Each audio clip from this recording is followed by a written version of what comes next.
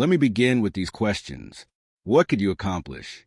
Who could you become if the opinions of others lost their grip on your mind? Think carefully, because most men never discover the answer. They spend their entire life performing for approval, measuring their worth by applause, and shaping their future around someone else's fear. And the tragedy is this. They call it humility. They call it responsibility. They call it being realistic. But the truth is far simpler. They are afraid of being judged, afraid of standing alone, afraid of disappointing those who never dared pursue anything themselves. If you are to rise, if you are to break the invisible chains and become what you were destined to be, you must master the art of not caring. Not in the cold, cynical way of the bitter man, but in the free, focused way of the man of purpose. You must no longer care for the opinions that limit your expansion, for the beliefs that were handed to you without question, for the critics who have never built anything. You must stop caring about being understood and start caring about being fulfilled. Stop caring about being accepted and start caring about being aligned. Now, understand this. Not caring does not mean disconnection. It means devotion to your mission, to your integrity, to the higher part of yourself that demands expression without apology. Most men are not suffering because they don't have the answers. They are suffering because they are too distracted to hear their own truth. They are too occupied with other people's narratives to author their own. The man who succeeds is the man who clears the noise. He silences the expectations. He drowns out the doubt, not by arguing with it, but by acting in spite of it. The first step to mastering the art of not caring is to recognize the cost of caring too much. Every time you hesitate because someone might not agree, you rob yourself of momentum. Every time you water down your idea to avoid confrontation, you dilute your genius. Every time you smile when you want to speak truth, you trade short-term comfort for long-term regret. And you cannot afford regret, not if you're serious about living with meaning. You must ask yourself, whose approval am I still waiting for? Is it the parent who never saw your potential? The friend who prefers the older version of you? The world that rewards imitation and punishes originality? These are ghosts. They hold no real power unless you keep feeding them your focus. Reclaim that focus. Reclaim your mind. You were given this mind to create, not conform, to think, not to beg for consensus, to decide, not to defer. And yet most men live reactive lives, bouncing from one opinion to another like a leaf tossed in the wind. But the wind does not respect a man who drifts.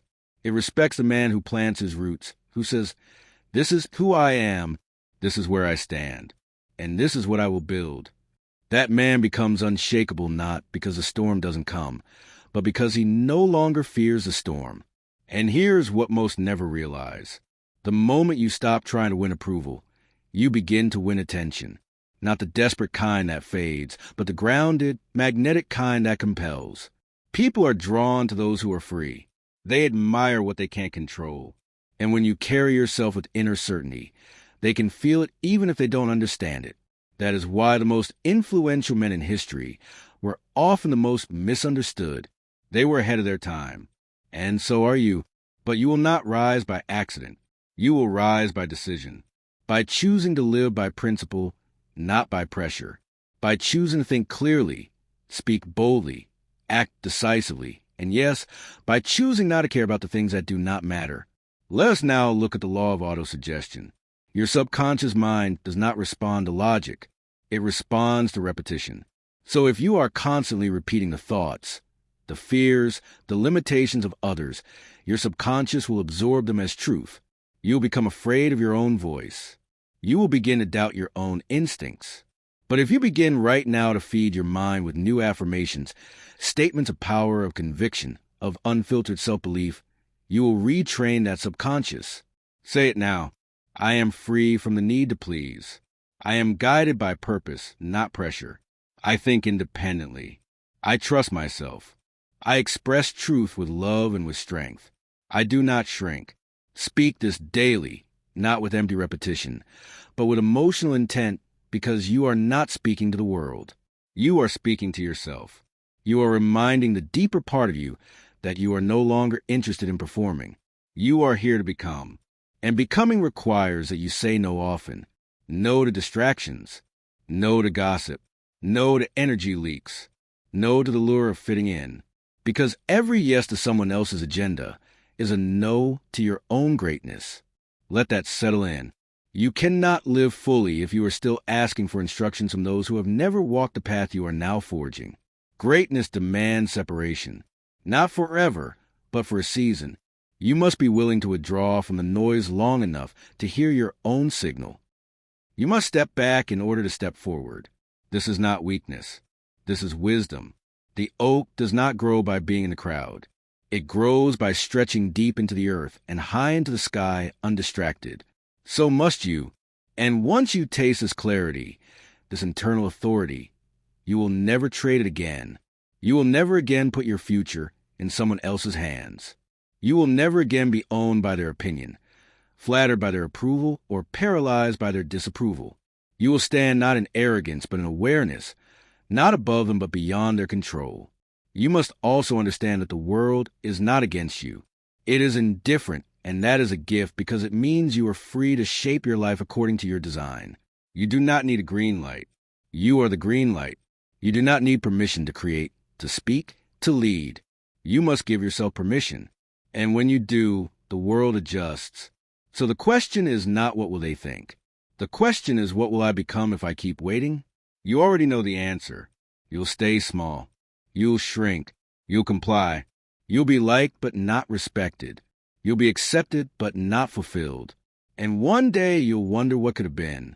Let that thought shake you awake, because the moment you stop caring about what they think is the moment you begin to care about what truly matters. Your peace, your power, your purpose.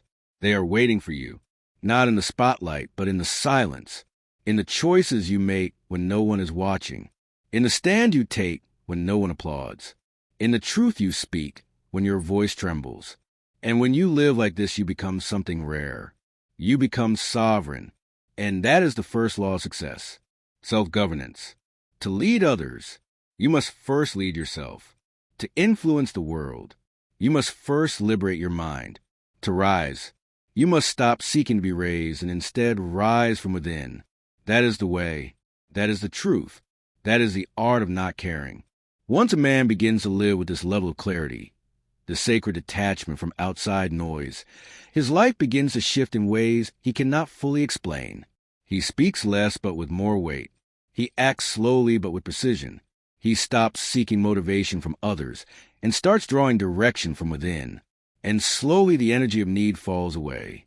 That craving for validation, that hunger for applause, that longing for agreement, all of it loses its grip because a man who has found his center does not need to be pulled in any direction. He becomes a source, not a seeker. And here lies the true power of not caring. You no longer live for attention, but from attention to your own thoughts, your own principles, your own desires. You no longer chase. You attract, not through force, but through frequency. Because once you detach from needing them to see you, they begin to notice you. But remember, it is not enough to know this. You must live it. Knowledge is potential. Application is power. So begin now. Make it your mission to no longer betray yourself. When your intuition whispers, speak, do not silence it. When your instincts say, walk away, do not wait for confirmation. When your soul cries, this is your path, stop asking for a second opinion. Every time you honor that voice, you expand. Every time you listen to it over the noise, you deepen your roots. You are training your subconscious to obey your spirit, not your fears.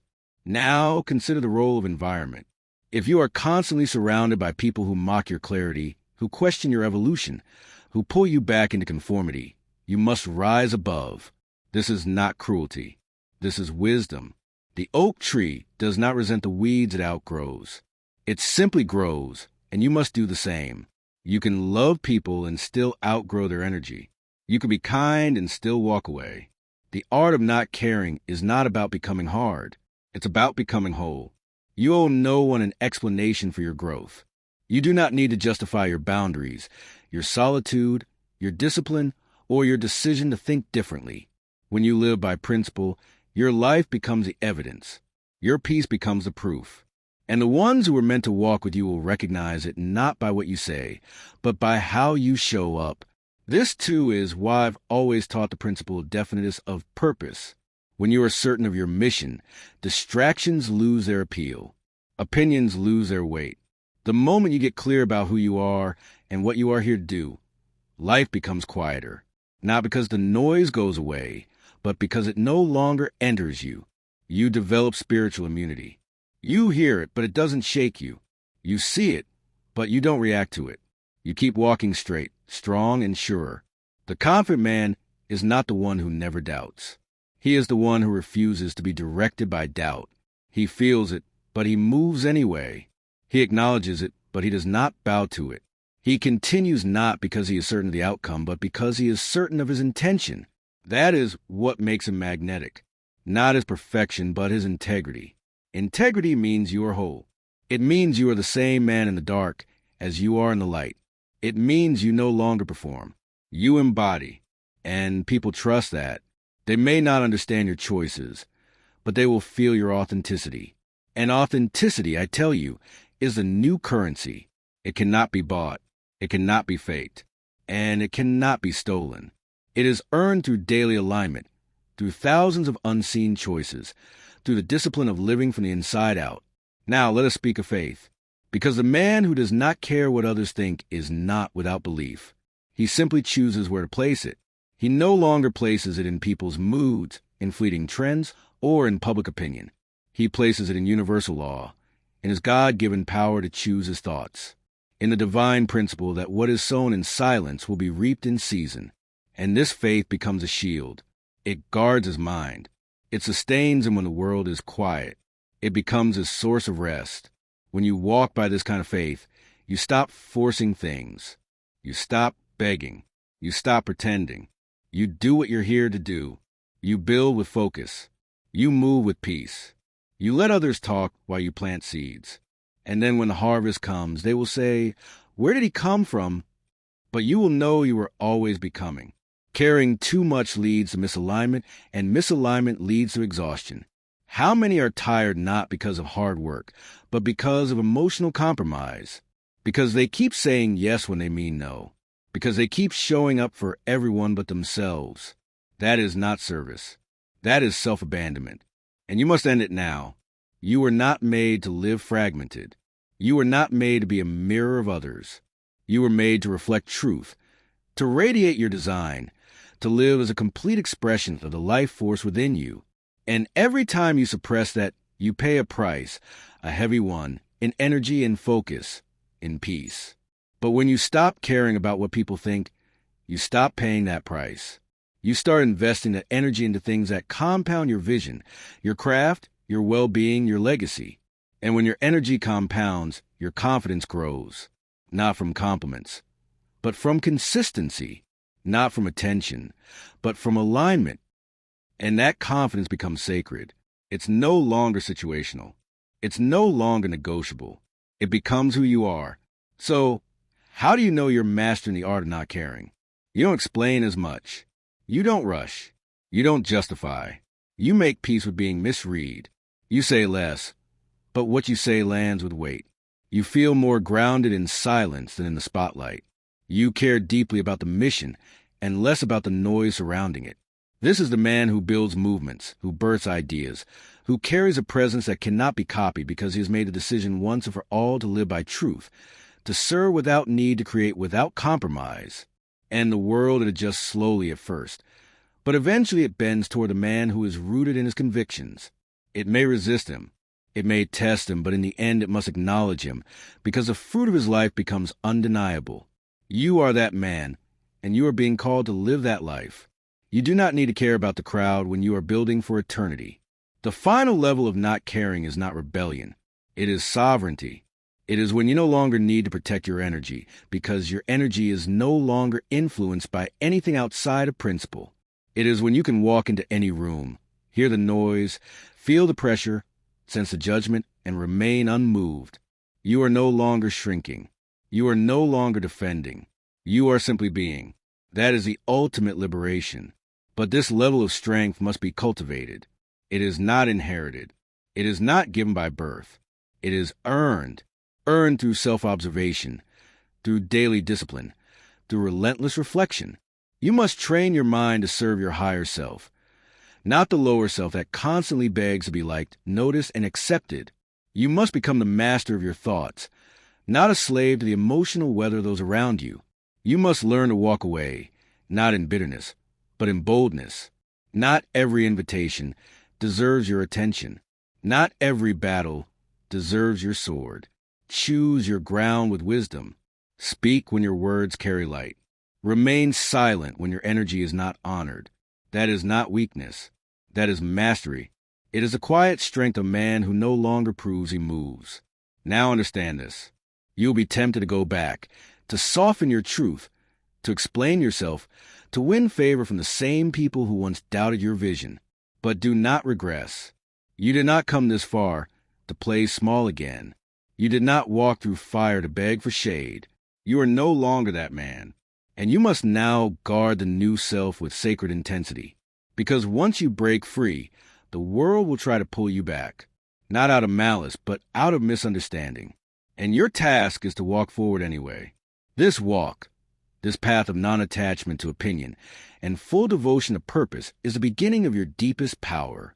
When you are no longer available for gossip, you become available for genius. When you are no longer available for drama, you become available for destiny. And when you are no longer available for performance, you become available for presence.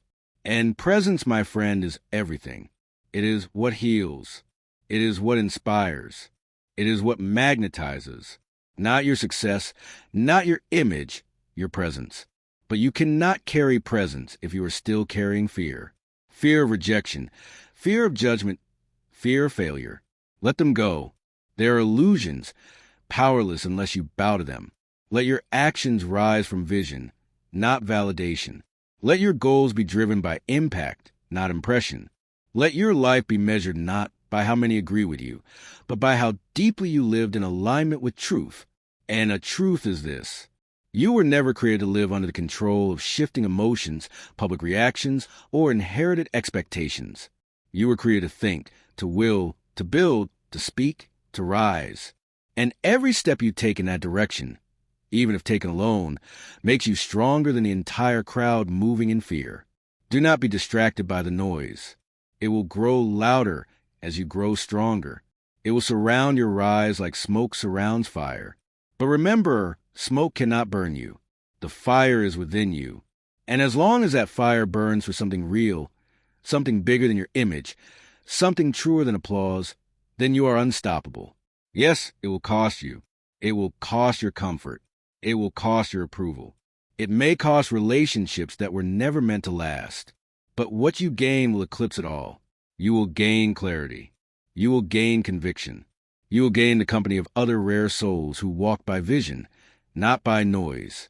And above all, you will gain yourself. You are not here to play a part. You are here to live the truth. You are not here to entertain others' expectations. You are here to fulfill your own potential. You are not here to wear masks. You are here to be seen. Seen by yourself, seen by God, seen by those who are ready to rise beside you. And you cannot be truly seen until you remove the weight of false caring. So from this moment forward, release it. Release the need to be liked. Release the fear of being wrong. Release the burden of explaining yourself to those who refuse to understand, and stand. Stand in your truth. Stand in your power. Stand in your calling. This is the beginning of true success, because success is not found in status. It is found in sovereignty.